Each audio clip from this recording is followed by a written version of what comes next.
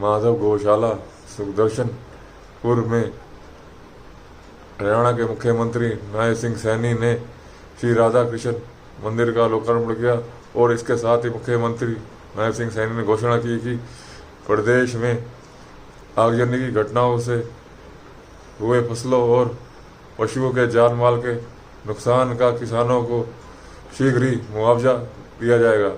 पंचकुला से विशाल मोहता की रिपोर्ट। गौ माता की, गौ माता की। बहुत ही सम्मान के योग हम सब का मार्गदर्शन करने वाले राष्ट्रीय स्वयंसेवक संघ के वरिष्ठ प्रचारक, जिनका पूरा जीवन इस राष्ट्र, इस समाज को समर्पित रहा है, ऐसे परमादरणीय प्रेम जी गोयल, जिनका हमें मार्गदर्शन मिलता रहता है, हमारे बीच में हमारे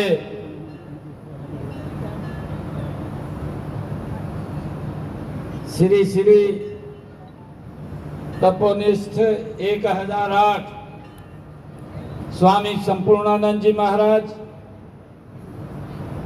हमारे बीच में, हमारे भारतीय जनता पार्टी के संगठन के महामंत्री फणींद्र नाथ शर्मा जी, हमारे हरियाणा सरकार के कैबिनेट मंत्री महिपाल डांडा जी, हरियाणा सरकार में कृषि एवं कल्याण मंत्री श्याम सिंह राणा जी, पूर्व में हरियाणा विधानसभा के अध्यक्ष रहे, पंचकुला से हमारे बहुत ही वरिष्ठ नेता ज्ञानचंद गुप्ता जी, पंजाब से हमारे पूर्व में वित्त मंत्री रहे, बहुत ही वरिष्ठ नेता भारतीय जनता पार्टी मनप्रीत बादल जी, इस क्षेत्र से जिन्होंने चुनाव लड़ा, और भारतीय जनता पार्टी की प्रदेश की उपाध्यक्षा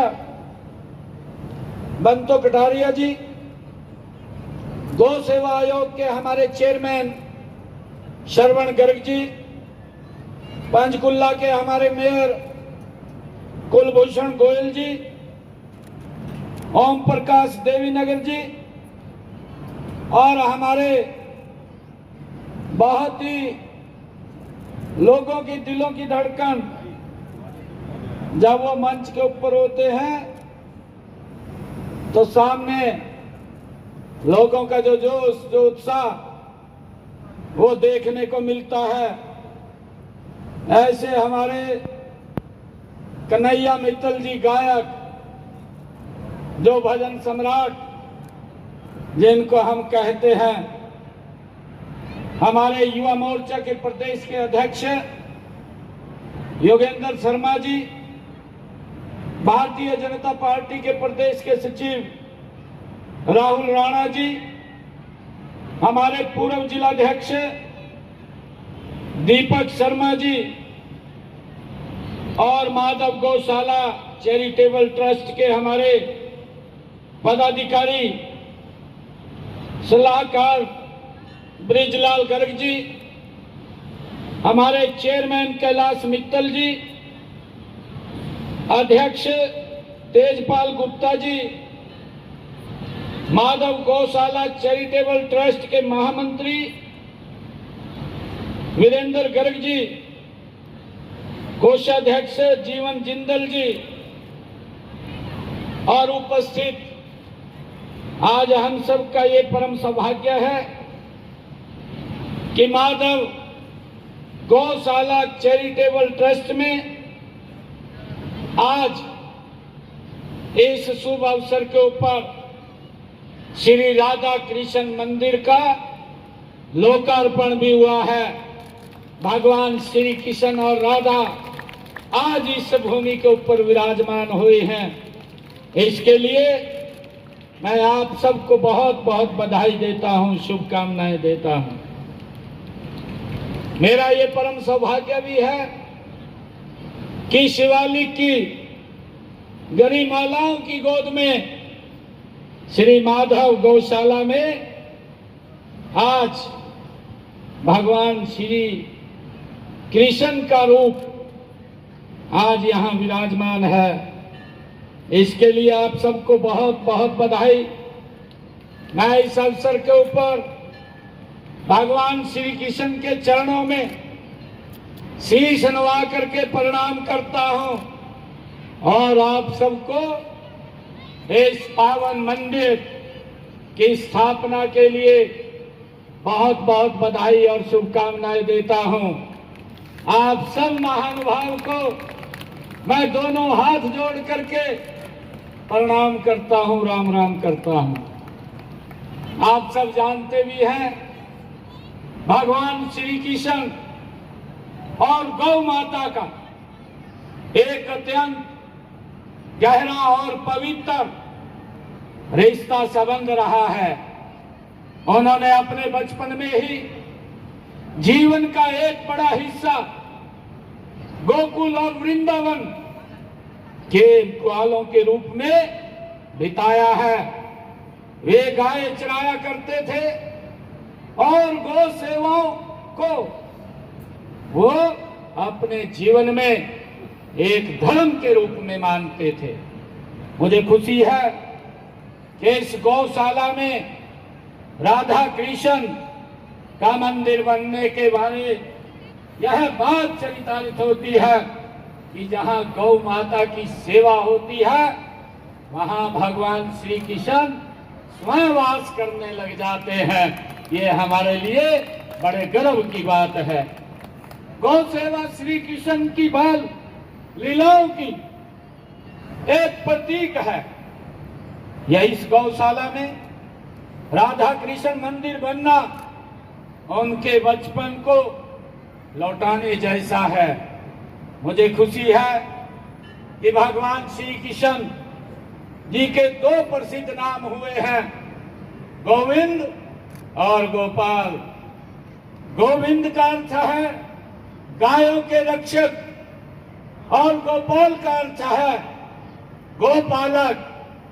गायों से उनका रिश्ता कितना आत्मिक और घनिष्ठ था, ये हमें उनकी जीवन की लीलाओं से ये पता चलता है, हमें उनसे प्रेरणा मिलती है। मुझे ये भी खुशी है कि इस गौशाला में श्री राधा कृष्ण मंदिर की स्थापना से इसकी पवित्रता कई गुना बढ़ गई है। भारतीय संस्कृति में गाय को माता माना गया है और वह धन, धर्म, आरोग्य और करुणा की प्रतीक मानी जाती है।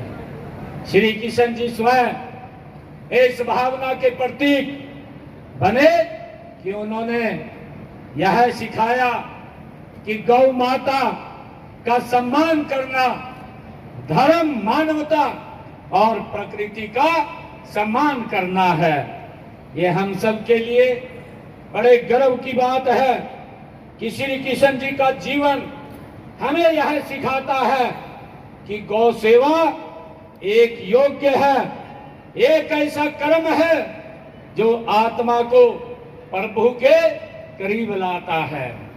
उन्होंने दिखाया है कि जब हम प्रकृति, पशु और समाज के साथ करुणा से पेश आते हैं तो हम सच्चे अर्थों में धर्म के मार्ग पर आगे चलते हैं। ये केवल गायों से ही नहीं, बछड़ों से भी अत्यधिक स्नेह करते थे। उनकी लीलाओं में गोवत्सों को गले लगाना, उनके साथ खेलना, यह सब दर्शाता है कि प्रेम और करुणा केवल मनुष्यों तक सीमित नहीं बल्कि समस्त जीवों के लिए होनी चाहिए। ये भगवान श्री कृष्ण के लीलाओं से हमें सीखने को मिलता है। मुझे खुशी है कि माधव गौशाला में स्थापित इस मंदिर में आकर लोग शांति, प्रेम और भक्ति का अनुभव करेंगे। इस राधा कृष्ण की भक्ति हमारी भारतीय संस्कृति का हृदय है।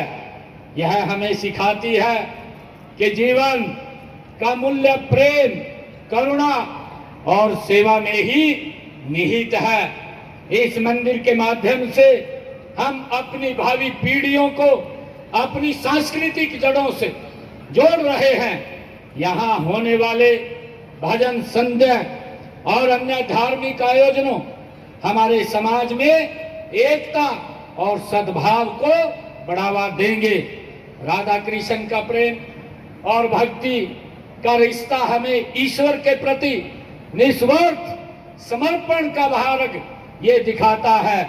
यह मंदिर केवल एक पूजा स्थल नहीं होगा, बल्कि यह एक आध्यात्मिक और सामाजिक केंद्र के रूप में भी ये कार्य करेगा।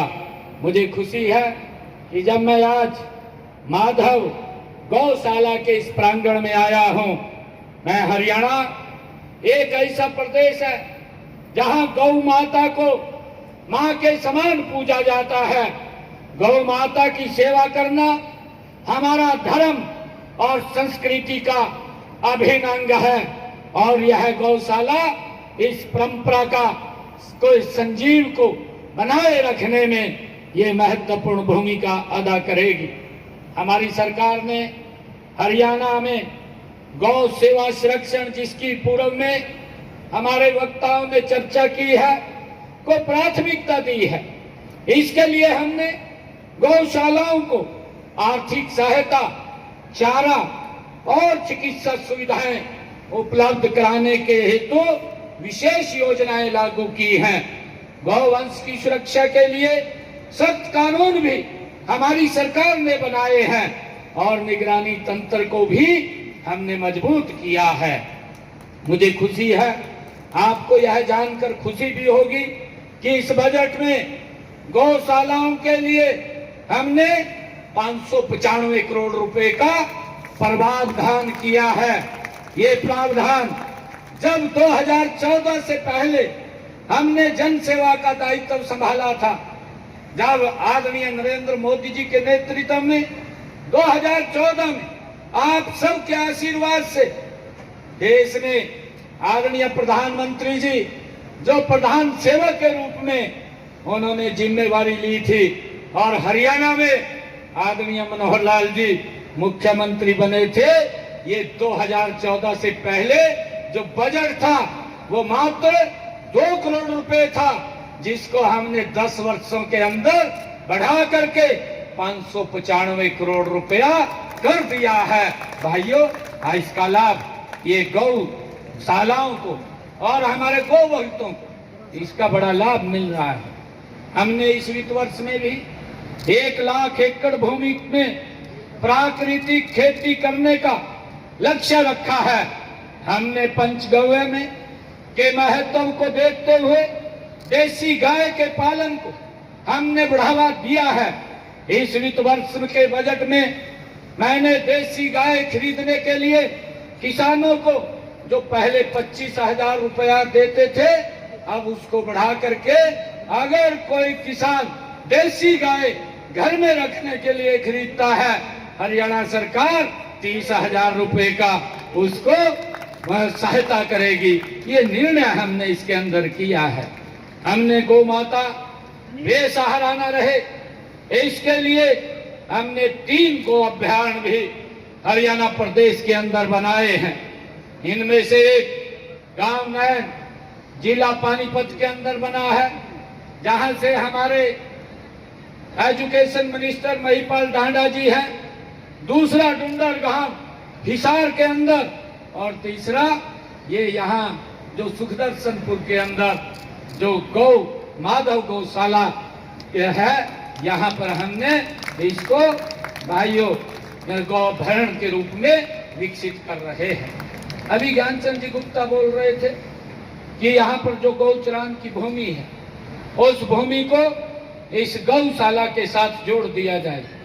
मैं आज ये बात कहना चाहता हूँ क्योंकि हमने जब पिछले दिनों पूरे प्रदेश के जो गौ सेवक थे उन सबको बुलाया था और उसमें मैंने घोषणा की थी कि जो गौ चरान की भूमि है वो गौ के चारे के लिए हम उपयोग कर सकेंगे, आप उसका उपयोग कर सकेंगे। ये बात मैं आज आपके बीच में कह रहा हूँ। मंत्री जी को जय श्री राम। हमने ये भी निर्णय किया कि गौशालाओं को सशक्त और मजबूत किया जाए। इनमें चाहे शेड की व्यवस्था की बात हो, चाहे पीने के पानी की व्यवस्था की बात हो, चाहे चारे की व्यवस्था की बात हो, इसके लिए हमने 8 करोड़ रुपए वो जारी किए हैं इस वर्ष में। इनमें से लगभग 6500 बेसहारा गौवंश को आश्रय दिया जा चुका है। मैंने बेसहारा गौवंश के पुनर्वास के लिए 200 गौशालाओं को शेड बनाने के लिए प्रति गौशाला 10 लाख रुपए का अनुदान वो दिया जा चुका है। ऐसी 50 गौशालाओं में शेड बन करके भी तैयार हो गए हैं। लगातार ये सरकार गौ हित के अंदर मजबूती से काम कर रही है। मैं ये भी बताना चाहूंगा कि जब अगर हम मानचित्र के ऊपर देखते हैं 2014 से पहले हरियाणा प्रदेश के अंदर मात्र 215 गौशालाएं थी, जिनमें 1,74,000 हमारी बेसहारा गौ माता वहां रहती थी। परंतु मुझे खुशी है आप लोगों को बताते हुए इन 10 वर्षों के अंदर हमारी सरकार ने, यह डबल इंजन की सरकार ने गति से काम किया है। आज हरियाणा प्रदेश के अंदर 683 गौशालाएं पंजीकृत हैं, जिनमें 4 लाख से ज्यादा बेसहारा गौवंश का पालन पोषण करने का काम ये हमारी सरकार में हो रहा है। मुझे ये भी खुशी है कि हमने इन पंजीकृत गौशालाओं में पिछले 10 वर्षों में हरियाणा प्रदेश के अंदर 270 करोड़ रुपया चारे के लिए गौशालाओं में भेजने का काम वो अनुदान के रूप में हमने किया है। पिछले वित्त वर्ष में 608 गौशालाओं की चारे के लिए 166 करोड़ रुपया गौशालाओं को भेजने का काम भी हमने किया है। इसके अलावा 350 शेड व चारा गोदाम के निर्माण के लिए भी 30 करोड़ रुपया का अनुदान गौशालाओं को पहुंचाने का काम हमने किया है। और जैसा मैंने अभी कहा है, हमने पंचायतों की, जो अभी मैं बात कर रहा था कि गौचरान की जो भूमि है वो गौशालाओं को देने की ये व्यवस्था भी हमने की है, ताकि गौशाला की भूमि के ऊपर, चाहे गौशाला गौचरान की भूमि पर या तो गौशाला खोल सकते हैं या उनके चारे के लिए उस भूमि का उपयोग कर सकते हैं। मुझे ये भी खुशी है कि भारत सरकार ने, आदरणीय नरेंद्र मोदी जी ने गोबर धन योजना शुरू की है और इस योजना से यदि प्रदेश की कोई गौशाला बायोगैस संयंत्र लगाना चाहती है तो गौ सेवा आयोग हमारा, हमने उसमें प्रावधान किया है। उस बायोगैस जो संयंत्र लगेगा उसके लिए वित्तीय सहायता देने का प्रावधान भी हमने किया है। अभी पिछले दिनों हमने पिंजौर में गौशाला के अंदर ये जो बायोगैस संयंत्र है उसको लगाने का काम किया है और देश के यशस्वी प्रधानमंत्री जी ने जो 90 करोड़ रुपए की लागत से यमुनानगर के अंदर बनकर के तैयार होगा, अभी देश के यशस्वी प्रधानमंत्री नरेंद्र मोदी जी आए थे, उन्होंने वहां पर उसका लोकार्पण भी किया है। वो भी बनकर के तैयार हो जाएगा, जिससे कि गैस भी बनकर के तैयार होगी और हमारी गौशालाएं वो किसी पर निर्भर नहीं रहेंगी, वो आत्मनिर्भर बनेंगी। उस दिशा के अंदर हम मजबूती से काम कर रहे हैं। मुझे ये भी खुशी है कि प्रदेश में 331 गौशालाओं में सौर ऊर्जा प्लांट स्थापित किए जा चुके हैं। हमने शेष 344 गौशालाओं में सौर ऊर्जा प्लांट स्थापित करने पर 90% उसके ऊपर सब्सिडी देने का प्रावधान हमारी सरकार ने किया है, ताकि बिजली का बिल वो जीरो हो, उसका कोई बिजली का बिल ना आए। और हमने ये भी पिछले दिनों निर्णय किया था कि गौशालाओं के लिए मात्र 2 रुपए यूनिट के हिसाब से बिजली देने का काम हमारी सरकार करेगी, ये भी निर्णय हमने किया था। मुझे खुशी है बताते हुए कि हमने गौ माता की सुरक्षा के लिए एक सख्त कानून हरियाणा के अंदर गौ वंश रक्षण व गौ संवर्धन अधिनियम 2015 उसको लागू किया है। इस कानून में गौ हत्या करने वाले व्यक्ति को 10 साल की सख्त कारावास और तथा अवैध गौ तस्करी करने वाले व्यक्ति को 7 साल की कैद का भी प्रावधान इसके अंदर किया है। हमारा लक्ष्य है कि हरियाणा आर्थिक और औद्योगिक विकास के साथ साथ अपनी सांस्कृतिक और धार्मिक पहचान को भी सुरक्षित रखे। इसके लिए हमने तीर्थ स्थलों के विकास, धार्मिक स्थानों के जीर्णोद्धार और सामाजिक कल्याण के कार्यक्रमों को हमारी सरकार बढ़ावा दे रही है। श्री माधव गौशाला और इस मंदिर का निर्माण इस दिशा में एक महत्वपूर्ण कदम है। यह गौ संरक्षण और धार्मिक कार्यों को प्रोत्साहन देगा और समाज में गौ सेवा की भावना को और मजबूत करेगा।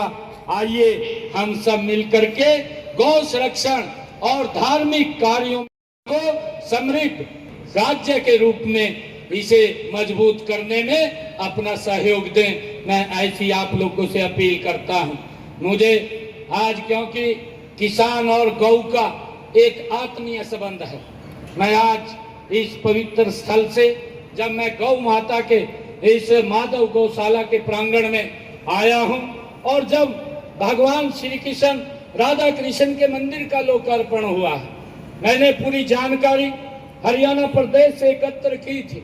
पूरी जानकारी के अंदर पिछले दिनों बड़ी दुर्भाग्यपूर्ण है, लगभग जब मेरे पास वो फिगर आई है 801 एकड़ भूमि वो किसान की वो आग की भेंट चढ़ गई है, जल गई है और भी काफी नुकसान कई जगह हुआ है, कहीं तो पशु भी जल गए हैं।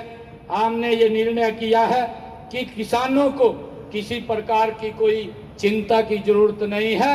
हमने अधिकारियों को आज ये आदेश दिए हैं, हमने कहा है कि जहां जहां पर भी किसान की फसल की आगजनी के अंदर नुकसान हुआ है उसकी लिस्ट हमने सभी डीसीज को, सभी उपायुक्त महोदया को ये आदेश दिए हैं कि उनकी एप्लीकेशन आप अपने पास मंगवा लें और उसके नुकसान का भी आंकलन कर लें। सरकार उनको सहायता देने का काम करेगी ताकि उनके ऊपर कोई दबाव ना पड़े।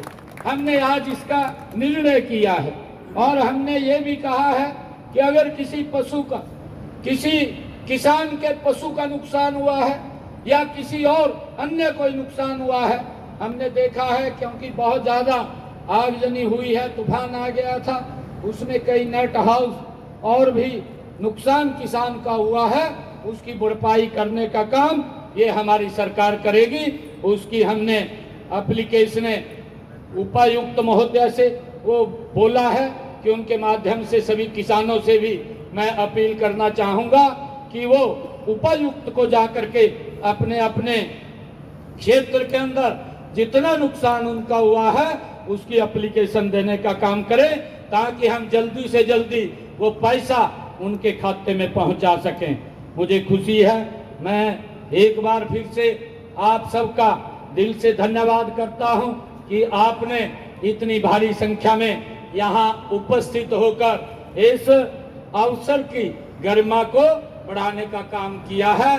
आप सबको मैं बहुत बहुत साधुवाद और धन्यवाद देता हूं। इन्हीं शब्दों के साथ जय हिंद, जय भारत, जय भारत माँ, जय गौ माता।